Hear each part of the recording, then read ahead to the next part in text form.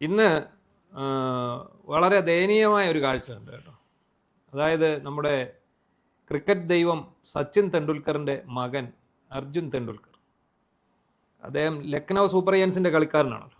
അവരുടെ ക്യാമ്പിൽ നടക്കുന്ന ഒരു വിജയാഹ്ലാദം നടക്കുന്നിടത്ത് വളരെ ഖിന്നനായിട്ട് ഭിത്തിച്ചാരി നിൽക്കുന്ന ഒരു പടം.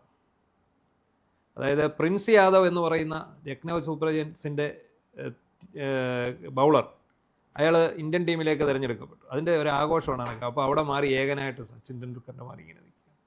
ഇതിനെപ്പറ്റി പറയുകയാണെങ്കിൽ ഈ IPL ഏറ്റവും മോശമായിട്ട് പ്രകടനം നടത്തിയൊരു ടീമാണ് ലക്നൗ. അതെ.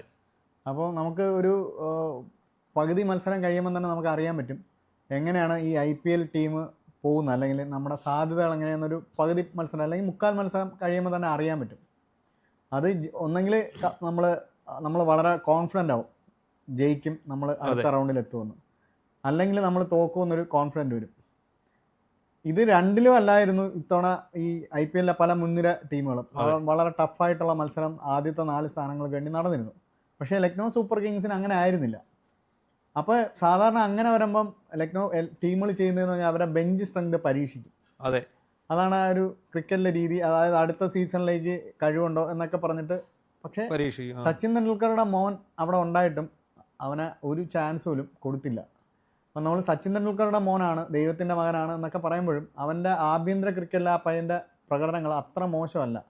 ഈ IPL കളിക്കുന്ന പലരെയും വെച്ച് നോക്കുമ്പം വളരെ ശരാശരി മുകളിൽ പെർഫോം ചെയ്യുന്നൊരു ആളാണ്. മാത്രമല്ല ലെഫ്റ്റ് ഹാൻഡ് ബൗളറാണ്. അത് മാത്രമല്ല ആദ്യം മുംബൈ ടീമിൻ്റെ ഭാഗമായിരുന്നു ഈ അർജുൻ, പിന്നീട് ഗോവയിലേക്ക് മാറി, മഹാരാഷ്ട്രയിൽ പോയെന്ന് തോന്നുന്നു. ഗോവയുടെ രഞ്ജി കളിക്കുന്ന ഗോവയ്ക്ക് വേണ്ടിയാണ് ട്രാൻസ്ഫർ എടുത്ത് പോയി. അത്യാവശ്യം ബാറ്റ് ചെയ്യാനും കഴിയും. അല്ല, അങ്ങനെ ബാറ്റ് ചെയ്യുകയും ബോൾ ചെയ്യുകയും വിക്കറ്റ് എടുക്കുകയും 6 വിക്കറ്റ് എടുക്കുകയും സെഞ്ചുറി അടിക്കുകയൊക്കെ ചെയ്തിട്ടുണ്ട് ഈ അർജുൻ തെണ്ടുൽക്കർ. അർജുൻ തെണ്ടുൽക്കറിന്റെ ഒറ്റ ഹാൻഡ് പ്രകടനങ്ങൾ ഈ ഗോവ ടീം എന്ന് പറഞ്ഞാൽ രഞ്ജി ട്രോഫിയിൽ അത്ര ശക്തരായ ടീമാണ്. എന്നിട്ട് പോലും അർജുൻ തെണ്ടുൽക്കറിന്റെ ചില പെർഫോമൻസ് ദേശീയ തലത്തിലൊക്കെ വാർത്തയായിട്ടുണ്ട്. അതുകൊണ്ടാണ് ഇത്തവണ ലക്നൗ സൂപ്പർ ജയൻസ് അയാളെ എടുത്തത്. എന്നിട്ട് അവരെ മോശം അവസ്ഥയായിട്ട് അവസാന മത്സരങ്ങളിൽ പോലും സച്ചിൻ തെണ്ടുൽക്കറിന്റെ മോനെ കളിപ്പിച്ചിട്ടില്ല എന്നുള്ളതാണ് ഇതിൻ്റെ ഒരു സാധനം. യഥാർത്ഥത്തിൽ ഈ മാറി നിൽക്കുന്ന മുഖത്ത് അർജുൻ തെണ്ടുൽക്കറിന്റെ മുഖത്തുള്ളതെന്ന് പറഞ്ഞാൽ അവസാന മത്സരത്തിൽ പോലും കളിക്കാൻ പറ്റിയില്ലല്ലോ എന്നൊരു നിരാശയാണ്. അല്ല, ലക്നൌവിന് എന്താണ് ശരിക്കും പറ്റിയെന്ന് നോക്കാം. ലക്നൌവിന് പറ്റിയത് എന്താണെന്ന് വെച്ചാൽ അവരുടെ ബാറ്റ്സ്മാൻമാർ നശിപ്പിച്ച് കളഞ്ഞ ടീമാണത്. അവർക്ക് ഉഗ്രം ബൗളേഴ്സാണ് ഉള്ളത്. അവർക്ക് സ്പീഡ് ബൗളേഴ്സ് തന്നെ നമുക്കറിയാം. മുഹമ്മദ് ഷമിയുണ്ട്, ഇന്ത്യയിലെ ഏറ്റവും ലോകത്തെ തന്നെ നമ്പർ 1 ബൗളർമാരിൽ ഒരാളാണ്. പിന്നെ മൊഹസിൻ ഖാൻ ഉണ്ട്, മായാങ്ക് യാദവ് ഉണ്ട്. ഇതെല്ലാം കൂടാതെ ഇപ്പോൾ കഴിഞ്ഞ ദിവസം ഒരു പുതിയ ഒരു ബൗളറെ അവരിറക്കി, ബെഞ്ചിലിരുന്ന ഒരാളെ ഇറക്കി. കിടിലൻ ബൗളറാണ് ആകാശ്, ഇടത്ത് കൈ കൊണ്ട് എറിയുന്നത്, നല്ല ഹൈറ്റും വെയിറ്റും ഉള്ള നല്ല. ഞാൻ പറഞ്ഞത് അങ്ങനെയൊക്കെ കളിപ്പിക്കുമ്പോഴും സച്ചിൻ മകനെ അവസാനത്തെ 2 കളികളിലൊന്നും പരീക്ഷിക്കായിരുന്നു. ഇല്ല, അയാൾക്ക് ഒരു ചാൻസും കൊടുത്തില്ല. എനിക്ക് തോന്നുന്നു അയാൾ IPL കളിച്ചിട്ട് വർഷങ്ങളായി. കാരണം ഇയാൾ ബോംബെ ടീമിൽ ഉണ്ടായിരുന്നപ്പോഴും ആകെ 4-5 കളി അയാൾ കളിച്ചിട്ട് ബോംബെ 2-3 തവണ അയാളെ ഇറക്കി. പിന്നെ അയാൾ അത്യാവശ്യം ഞാൻ മനസ്സിലാക്കിയിടത്തോളം ഗോവയ്ക്ക് വേണ്ടി ഓപ്പൺ ചെയ്തിട്ടുണ്ട് ബാറ്റിങ്. ഇയാൾ ഗോവയ്ക്ക് വേണ്ടി ബാറ്റിംഗ് ഏകദിനത്തെ മറ്റേ ഓപ്പൺ ചെയ്തു. അയാൾ ഒരു സെഞ്ചുറി അടിക്കുകയൊക്കെ ചെയ്തിട്ടുണ്ട്. അപ്പോൾ ഈ അത്ര മോശം പ്ലെയർ അല്ല, നെപ്പോക്കിഡും അല്ല. നെപ്പോക്കിഡ് നമുക്കറിയാം. ശരിക്കും നെപ്പോക്കിഡ് ആരായിരുന്നു അറിയാമോ? ഗവാസ്കറുടെ മകനായിരുന്നു, രോഹൻ ഗവാസ്കർ. ഈ രോഹൻ ഗവാസ്കറിനെ എങ്ങനെയെങ്കിലും ഒരു ഇന്റർനാഷണൽ മത്സരം കളിപ്പിക്കണമെന്നുള്ളത് ഗവാസ്കറുടെ ഒരു നിർബന്ധമായിരുന്നു, ആഗ്രഹമായിരുന്നു. അതിന് ഗവാസ്കർ ചെയ്തൊരു കാര്യം അറിയാമോ? അതായത് ഇന്ത്യക്ക് വെളിയിലെവിടെ, എനിക്ക് തോന്നുന്നു നെയ്റോബിയിലാണെന്ന് തോന്നുന്നു, ഒരു കളി നടക്കും. ഈ കളി നടക്കുമ്പോൾ അവിടെ കൃത്യം 14 പേരുമായിട്ടാണ് ഇന്ത്യൻ ടീം പോകുന്നത്. അപ്പോൾ അവിടെ ചെന്ന് കഴിഞ്ഞപ്പോഴത്തേക്ക് 3 പേർക്ക് പരിക്ക് പറ്റുന്നു. 11 പേരെ ഇറക്കാൻ പറ്റാത്ത, ടീമിനെ ഇറക്കാൻ പറ്റാത്ത ഒരു അവസ്ഥ വരുന്നു. ഇത് ഇന്ത്യൻ ക്രിക്കറ്റ് 2 തവണ സംഭവിച്ചിട്ടുണ്ട്. അങ്ങനെ ഇത് വന്നു കഴിയുമ്പം കളി കാണാൻ ചെന്നിരുന്ന രോഹൻ ഗവാസ്കർ ഗാലറിയുണ്ട്. അങ്ങനെ ഈ രോഹൻ ഗവാസ്കറെ ഈ ടീമിലിറക്കി. അയാൾ പിന്നെ അങ്ങനെ ഒരു 5-6 ഏകദിനങ്ങളും ഒക്കെ കളിക്കുന്നു.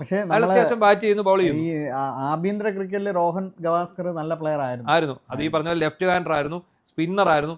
അതുപോലെ തന്നെ ഇയാൾ അത്യാവശ്യം ബാറ്റ് ചെയ്യും. പക്ഷേ ഇയാൾ അവിടെ പെർഫോം ചെയ്തു. അയാൾ നല്ല 2-3 ഫീൽഡിംഗ് അവസരം കാണിച്ചു, അയാൾ വിക്കറ്റ് എടുത്തു, അയാൾ അത്യാവശ്യം ബാറ്റ് ചെയ്തു. ഇതുപോലെ നമ്മുടെ ഈ സന്ദീപ് വാര്യറില്ലേ, സന്ദീപ് വാര്യർക്ക് ഇതുപോലൊരു അവസരം കിട്ടിയതാണ്. സന്ദീപ് വാര്യർ നെറ്റ് ബൗളറായിട്ട് ശ്രീലങ്കയിൽ ഒരു പര്യടനം കളിക്കുകയാണ്.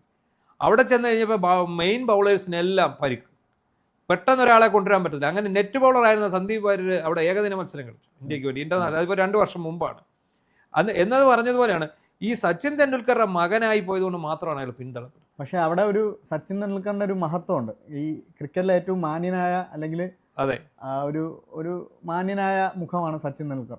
ആവശ്യമില്ലാത്ത അംഗീകാരങ്ങൾക്കൊന്നും പുള്ളി പോയിട്ടില്ല.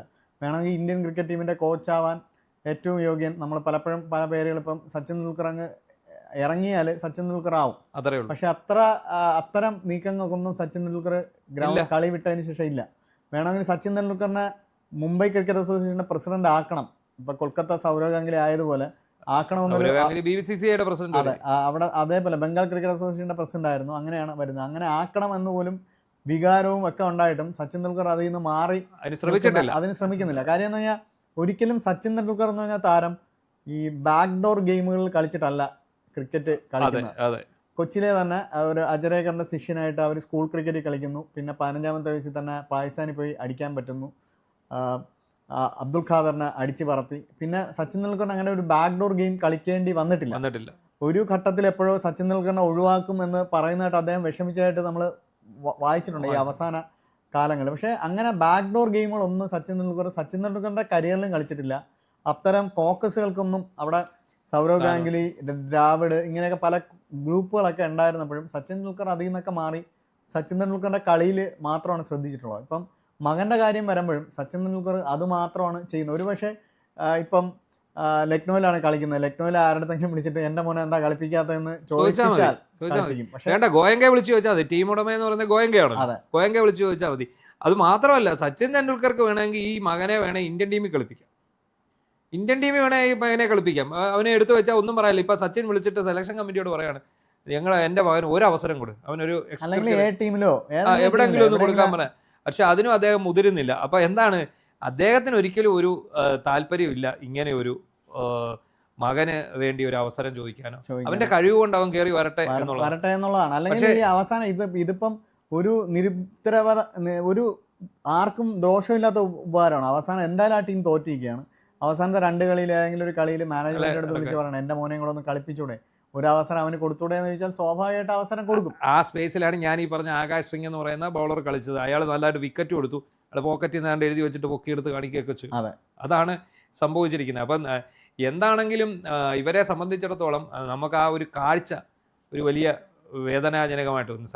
സച്ചിൻ തെണ്ടുൽക്കർ ഇപ്പോഴും മെറിറ്റിനാണ് പ്രാധാന്യം കൊടുക്കുന്നത് എന്നുള്ളതാണ് ഈ സംഭവം. പക്ഷേ ഇതിനകത്തൊക്കെ കളിപ്പിക്കാവുന്നേ ഉള്ളൂ. അയാളെ ഇന്ത്യൻ ഗെയിമിൽ കളിപ്പിക്കണമെന്ന് നമ്മൾ പറയുന്നില്ല. ഈ IPL ഇവർ പൈസ കൊടുത്ത് വാങ്ങിച്ച സ്ഥിതിക്ക് തീർച്ചയായിട്ടും അവനെ അത് ബോംബെ തടഞ്ഞതാണ്. 30 ലക്ഷം രൂപയ്ക്കാണ് മേടിച്ചത്. നേരത്തെ ഇതിൽ കൂടുതൽ വിലക്കൊക്കെ വന്നതാണ്. പക്ഷെ അയാളെ ഒരിക്കലും അവർ ആരും കളിപ്പിച്ചില്ല. അത് മാത്രമല്ല, ഒരുപാട് താരങ്ങൾ ഇങ്ങനെ പൈസ കൊടുത്തിട്ടും പോയിട്ട് ഇവർ ഒരു ചാൻസ് ഒക്കെ കൊടുക്കാം. അതെ, നമ്മുടെ വിഷ്ണു വിനോദിന് ഒരു ചാൻസ് കിട്ടി. വിഷ്ണു വിനോദ് മാത്രമല്ല, നമ്മുടെ വിഘ്നേഷ് പുത്തൂർ. വിഘ്നേഷ് പുത്തൂർ വിഘ്നേഷ് പുത്തൂർ എന്ന് പറഞ്ഞാൽ പ്ലെയറിനെ പറ്റി നമ്മൾ പറയുകയാണെങ്കിൽ അവൻ കഴിഞ്ഞ സീസണിൽ ബോംബെക്ക് വേണ്ടി ആദ്യത്തെ 2 അത്യാവശ്യം നല്ല പെർഫോമൻസ്. ആദ്യത്തെ കളി 2 വിക്കറ്റ് എടുത്ത് കയറി. പിന്നെ അടുത്ത കളിയും അവൻ പെർഫോം അവന് പരിക്കായി പോയി. അവരെ ഒഴിവാക്കി. അവര് റിലീസ് ചെയ്തു. അവനെ റിലീസ് ചെയ്ത് കഴിഞ്ഞപ്പോൾ അവന് ഇപ്പം രാജസ്ഥാൻ റോയൽസിലുണ്ട്. പക്ഷെ രാജസ്ഥാൻ റോയൽസ് ഒരു കളി പോലും കളിപ്പിച്ചില്ല എന്നുള്ളതാണ്. ഒരു കളി പോലും കളിപ്പിച്ചില്ല. അങ്ങനെ കളിപ്പിക്കാത്ത പ്ലെയേഴ്സ് ഒത്തിരി ഉണ്ട്, ഒരുപാട്. പക്ഷേ ഇങ്ങനെ നേരത്തെ കളിപ്പിക്കാതിരുന്ന പല പ്ലെയേഴ്സും ഇപ്പൊ അവസരം കിട്ടിയപ്പോൾ കയറി അടിക്കുന്നുണ്ട്. അങ്ങനെ ഇത്തവണത്തെ IPL-നകത്ത് അങ്ങനെ ചില പ്രശ്നങ്ങൾ കൂടി, ഒരു പ്രതിഭകളുടെ ഒരു മിന്നലാട്ടം കൂടെ അതിനകത്ത് വന്നിട്ടുണ്ട്. ഇത്രയും രൂപ കൊടുത്തിട്ടൊക്കെ അവരെ വാങ്ങിക്കാൻ അവരുടെ കുടുംബം എല്ലാം പ്രതീക്ഷയിലാവും. എന്നിട്ട് ഇവർ ഒരു ചാൻസ് പോലും കൊടുക്കാത്തത്. പക്ഷേ രാജസ്ഥാൻ സാധാരണ അങ്ങനെ ചാൻസ് കൊടുക്കാതിരിക്കുന്ന ടീമല്ല. ഏറ്റവും കൂടുതൽ യുവപ്രതിഭകളെ കൊണ്ടുവന്നിട്ടുള്ള രാജസ്ഥാൻ. ഇപ്പൊ തന്നെ വൈഭവ് സൂര്യവംശിയാണ് ഇപ്പൊ ടോപ്പ് സ്കോറർ, ബാറ്റിംഗിൽ ടോപ്പ് സ്കോറർ വൈഭവ് സൂര്യവംശിയാണ്. അല്ല, വിഘ്നേഷ് പുത്തൂറിനെ ഇനി സഞ്ജു സാംസൺ അവിടെ നിന്ന് മാറിയതുകൊണ്ട് മലയാളികളോടുള്ള മൊത്തം ഒരു വിരോധം എന്തായാലും അങ്ങനെ ചെയ്യരുത്. അത് വരത്തില്ല, കാരണം അങ്ങനെ അയാളെ എടുക്കാതിരുന്നാ പോലെ. അല്ല, ഞാൻ പറഞ്ഞ മുംബൈയിൽ ആദ്യത്തെ 3 മാച്ച് കളിച്ച് അത്യാവശ്യം നന്നായിട്ട് പെർഫോം ചെയ്തൊരു താരത്തെ ഇങ്ങനെ അവരുടെ കോൺഫിഡൻസിനെയാണ് അത് ബാധിക്കുന്നത്. അതാണ്. എന്താണെങ്കിലും സച്ചിൻ തെണ്ടുൽക്കറുടെ മകന്റെ ഈ ഒരു നിൽപ്പ് ശരിക്കും രാജ്യം ഒന്നടങ്കം ഒരുപക്ഷെ അത് ക്രിക്കറ്റ് പ്രേമികൾക്ക് ഒരു വേദനാജനകമായി മാറുന്നത്.